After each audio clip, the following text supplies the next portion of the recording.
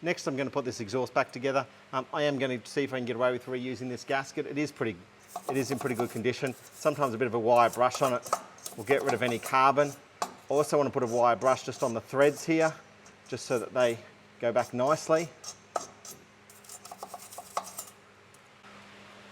Also on this exhaust end as well.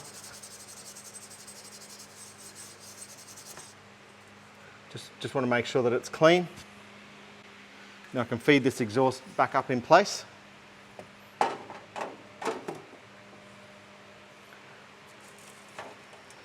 Also make sure this end and this gasket is in good condition.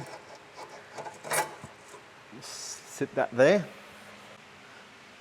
Going to give these a good soak just with some penetrating fluid to make sure I don't have any issues in reassembly. Run these on.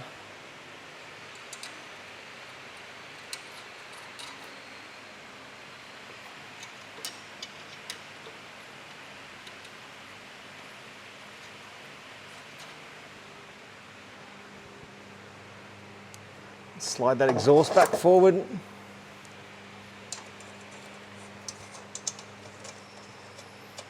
Running these in as well. Let's line up these bolts for these exhaust mounts. Don't be tempted to do an impact here, just do these up by hand.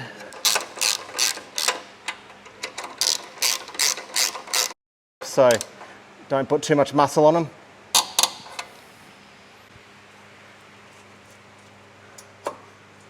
Same with these ones here, we're just going to do these up by hand.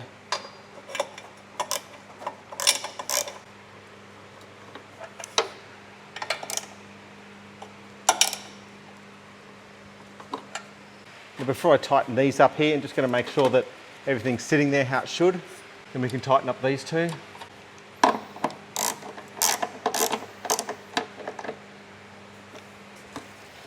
Next, I'm going to plug in this O2 sensor, and as I said before, it's a long cord one, so I'm a bit worried about it falling back and touching the exhaust. So I'll do whatever someone else did and tie it up here, just so that it doesn't fall down.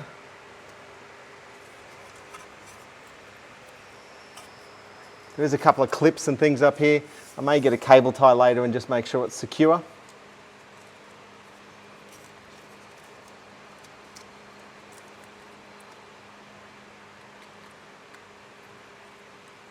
That's done up, and I'm happy that that can't fall down.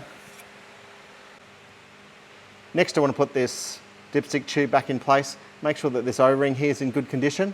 And I'm just going to carefully feed it up into place. And then sit it into the sump here. Now, it's a bit hard to know exactly where it sits, so I can do the rest from up above. Okay, coming back on top. It's a little bit difficult to get in here to do that bolt up, so I'm just going to lower this engine back down into place. As I lower it, I just need to make sure that this engine mount sits over that bolt there.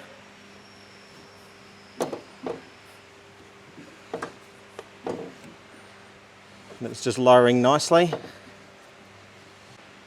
Before it's fully down, I'm just going to make sure these bolts line up.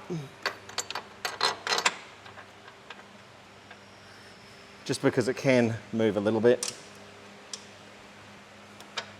So I'm happy with that, so we'll lower it all the way down.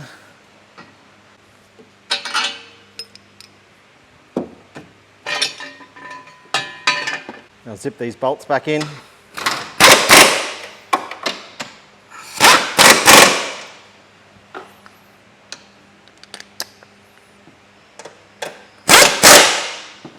Can now replace the airbox. Just make sure that this rubber kind of sits into its housing properly. Let's position you in there. Down on those clips. Tube pipe back on. We'll plug that in. Tighten up the clamp. Now I've got some better room to get this dipstick tube in place. So there's the bolt hole.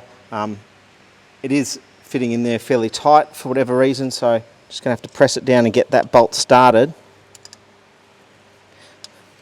I'll take that out of the way. That's it.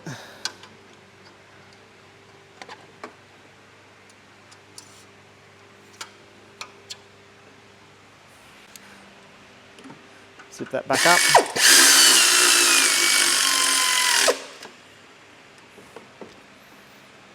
Secured.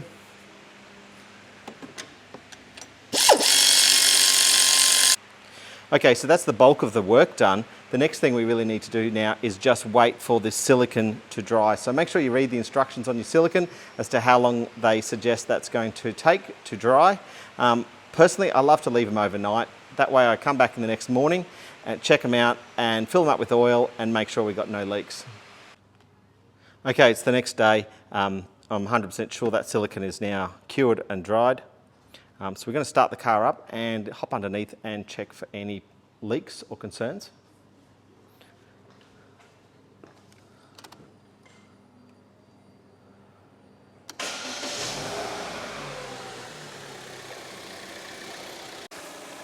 Okay, so we're now underneath here. I'm looking very closely for leaks or any concerns. Also checking the exhausts, that's hot. The exhausts are sealed up and those gaskets were okay. Sitting here idling versus driving down the road is very different, so I do want to take it out for a drive. I will give it a good degrease under here as well, just to get any remnants of the old leak off. But with that job done, it's actually a pretty easy job to do. Takes a little bit of time. Unless you've got to replace the sump, it's a no-cost repair, so they're always good. Hey, any comments, questions, tips, please let me know down in the comments. Thanks for watching. Check out some other videos as well.